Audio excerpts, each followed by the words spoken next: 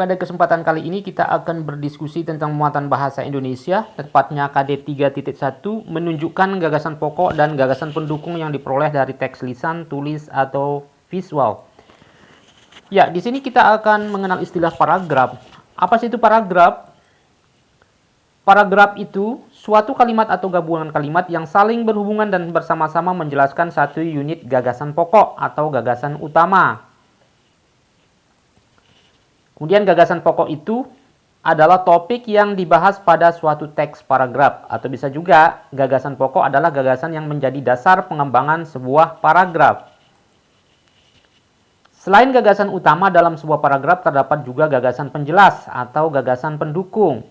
Jadi dalam satu paragraf itu selain gagasan utama kan cuma satu. Terus gagasan penjelasnya bisa beberapa kalimat. Fungsi gagasan penjelas adalah menjelaskan gagasan utama. Gagasan penjelas biasanya dinyatakan oleh lebih dari satu kalimat. Itu kalau paragrafnya panjang ya. Kemudian gagasan pokok atau gagasan utama biasa disebut juga ide pokok. Jadi ide pokok ada juga yang menyebutnya pokok pikiran, ada yang menyebutnya juga pikiran pokok, sama aja. Gagasan pokok, gagasan utama ada sama dengan ide pokok. Ada juga yang menyebut pokok pikiran atau pikiran pokok. Baik, lanjut kita. Gagasan pokok dapat diketahui secara tersurat. Secara tersurat artinya jelas tertulis di situ di paragraf. Kemudian ada juga yang tersirat. Yang tersirat ini kalau kita dapatkan setelah kita menyimpulkan isi paragraf, itu baru bisa kita dapatkan secara tersirat. Artinya secara tersirat itu tidak jelas tertulis di situ di paragrafnya, di kalimat, baik di kalimat utamanya. Kemudian, secara tersurat, gagasan pokok dapat ditemukan pada kalimat utama. Nah, di sini ada istilah kalimat utama yang bisa terdapat di awal, di tengah, atau di akhir paragraf. Secara tersirat, gagasan pokok dapat diketahui apabila pembaca telah memahami isi pokok suatu paragraf. Jadi harus dipahami dulu. Terus kemudian disimpulkan, baru kita bisa menentukan gagasan pokoknya. Kemudian, kalimat utama, kalimat yang mengandung gagasan pokok atau topik atau tema paragraf. Itu yang disebut kalimat utama. Nah, cara menemukan gagasan pokok. Ya, menemukan dan yang pertama adalah menemukan dan mengambil langsung dari kalimat utamanya. Jadi pada kalimat utama itu di situ ada gagasan pokoknya. Baik. Sekarang ini misalnya kita dapatkan satu paragraf, contohnya satu paragraf ini. Ada beberapa cara sederhana yang dapat kita lakukan di rumah untuk pencegahan COVID-19. Tindakan pertama yaitu mencuci tangan minimal selama 20 detik dengan sabun dan air bersih. Yang kedua, hindari menyentuh wajah karena disinyalir virus corona dapat masuk tubuh manusia melalui segitiga wajah yakni mata, hidung, dan mulut. Berikutnya, gunakan masker dan terapkan etika bersin batuk, yaitu menggunakan siku tangan bagian dalam atau tisu bersih. Selanjutnya, hindari interaksi secara langsung seperti berpelukan, berjabat tangan, dan lain sebagainya.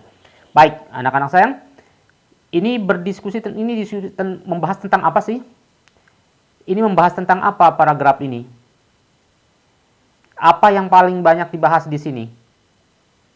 Jadi, yang dibahas di sini adalah cara yang dapat kita lakukan untuk mencegah COVID-19. Jadi kalimat utamanya di sini adalah kalimat utamanya ada di sini. Ini kalimat utamanya. Nah, ada beberapa cara sederhana yang dapat kita lakukan di rumah untuk pencegahan COVID-19. Ini kalimat utamanya. Kenapa? Karena berikutnya ini adalah hanya menjelaskan kalimat utama ini. Yang di sini adalah kalimat kedua, kalimat ketiga, dan selanjutnya itu adalah gagasan pendukung atau gagasan penjelas. Jadi gagasan dalam satu paragraf gagasan pokoknya hanya satu, tapi gagasan penjelasnya, gagasan pendukungnya bisa beberapa kalimat. Jadi di sini kalimat utama ini bisa kita ambil sebagai gagasan pokok. Berapa kalimat ya? Berapa kalimat ini? 1, 2, 3, 4, 5. Ada 5 kalimat di sini ya. 1 berfungsi sebagai kalimat utama dan 4 sebagai gagasan pendukung atau gagasan penjelas.